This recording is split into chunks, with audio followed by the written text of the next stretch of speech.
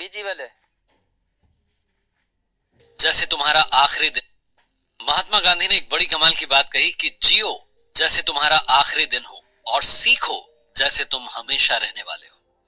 My FM से मैं हूं आरजे कार्तिक। एक छोटी सी कहानी। एक बार एक राज्य में तलवारबाज रहा करता था और उसकी तलवारबाजी के चर्चे दूर दूर तक थे। उसने अपने राजा को कई लड़ाइयां अकेले के दम पर जिताई थी। राजा ने उसे सेनापति की उपाधि दे रखी थी। लेकिन कहते हैं ना, वक्त जो होता है बहुत बड़ी चीज होती है। वक्त उसका भी चला गया। वो धीरे धीरे बूढ़ा होने लगा और उसको लगा कि उसके पास ये जो विधा थी,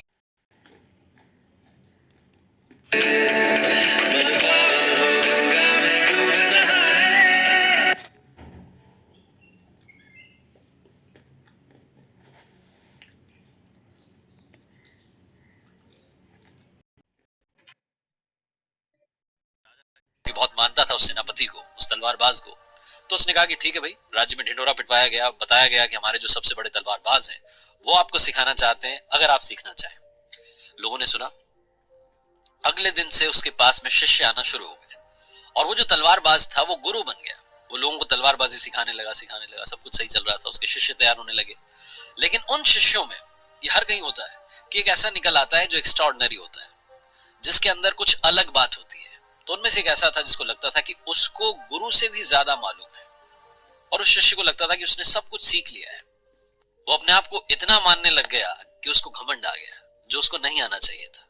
और उस शिष्य ने राजा साहब को जाकर के कहा कि राजा साहब, एक बात आपसे कहना चाहता हूं। आपने उन्हें सेनापति बनाया, मुझे भी सेनापति बनाइए, क्योंकि मेरे पास में उनसे ज्यादा प्रतिभा है, मुझे उनसे ज्यादा तलवारबाजी आती है। राजा ने सोचा कि भाई ये शिष्य जो कल तक सीख रहा था आज सेनापति बनना चाहता है, अपने गुरु को चैलेंज करना चाहता है। तो राजा ने कहा कि एक काम करते हैं, अगर तुम्हें इतना ही लगता है कि तुम्हारे अंदर सब कुछ है, तो उस तलवारबाज के साथ में, उनके साथ में तुम्हारे गुरु हैं, एक मुकाबला करते हैं।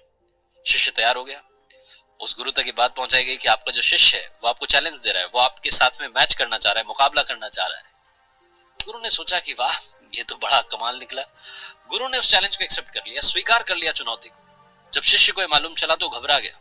उसे लगा कि क्यों मेरे गुरु ने, जो बूढ़े हो चुके हैं, वो मेरे साथ में मुकाबला करने के लिए तैयार हो गए।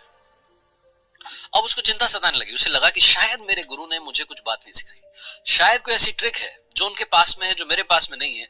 उन्होंने मुझे कुछ सिखाया नहीं है और उसी से वो मुझे हरा देंगे। अब इसी चिंता में बात बढ़ने लगी।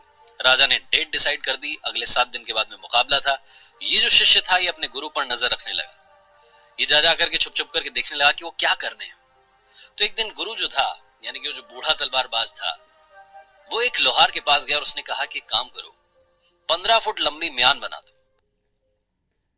इसने सुना और जो शिष्य था ये चौंक गया। घर आया, इसने सोचा कि मेरे गुरु क्या करने वाले हैं। क्या वो ऐसा करेंगे कि वो इतनी लंबी तलवार से, 15 फुट लंबी तलवार से मेरा सर जो है धड़ से अलग कर देंगे। इसे बहुत चिंता हुई। तो उसने सोचा कि क्या करें। ये दूसरे लोहार के पास गया और इसने वहां जाकर के कहा कि एक 16 फुट लंबी, 1 फुट लंबी तलवार बना दो।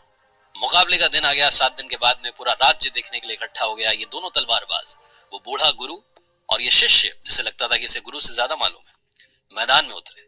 जैसे ही मुकाबला शुरू हुआ, गुरु ने तलवार निकाल करके शिष्य के गर्दन पर रख दी और शिष्य जो था वो म्यान से तलवार निकालता ही रह गया, क्योंकि गुरु ने सिर्फ 15 फुट लंबी म्यान बनवाई थी, लेकिन शिष्य ने 16 फुट लंबी तलवार बना ली थी।